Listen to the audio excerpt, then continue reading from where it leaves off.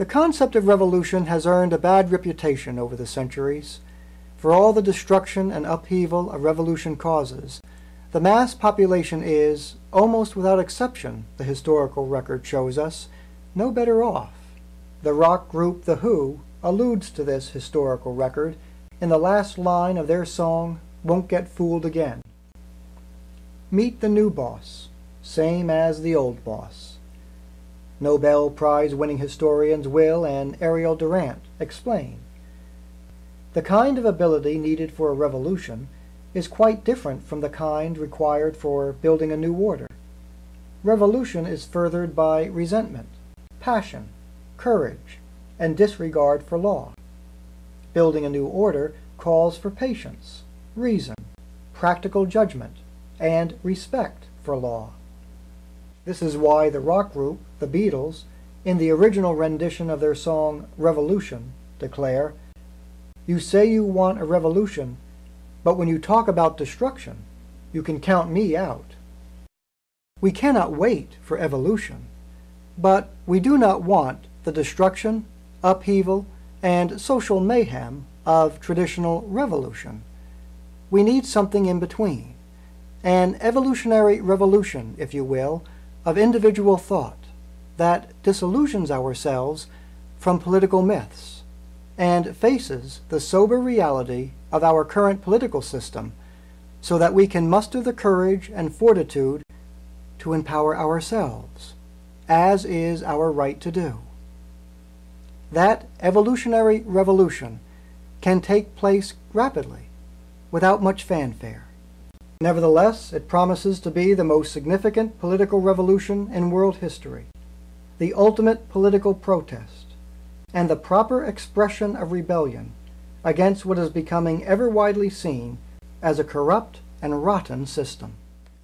And it is done by simply making a promise to your fellow citizens with a pledge to our future candidate, and announcing the presence in your community of a budding third choice for Americans by defiantly sticking a yard sign on your front lawn, or placing a bumper sticker on your vehicle, or by wearing a button that thunderously proclaims we are no longer Republicans or Democrats, no longer conservatives or liberals, but citizens united for the common good of our country.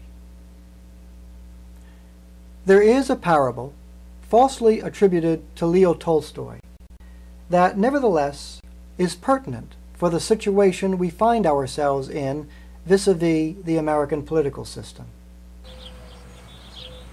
I see mankind as a herd of cattle inside a fenced enclosure. Outside the fence are green pastures and plenty for the cattle to eat, while inside the fence there is not quite grass for the cattle.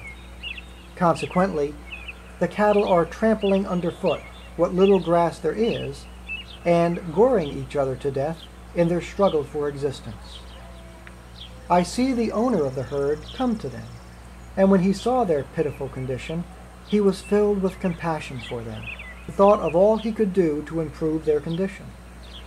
So he called his friends together and asked them to assist him in cutting grass from outside the fence and throwing it over the fence to the cattle. Then, because the calves were dying off and not growing up into serviceable cattle, he arranged that they should each have a pint of milk every morning for breakfast. Because they were dying off in the cold nights, he put up beautiful, well-drained and well-ventilated cowsheds for the cattle. Because they were goring each other in the struggle for existence, he put corks on the horns of the cattle, so that the wounds they gave each other might not be so serious.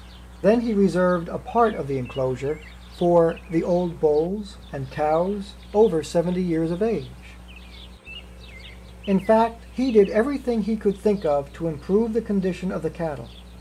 And when I asked why he did not do the one obvious thing, break down the fence and let the cattle out, he answered, "If I let the cattle out, I should no longer be able to milk them."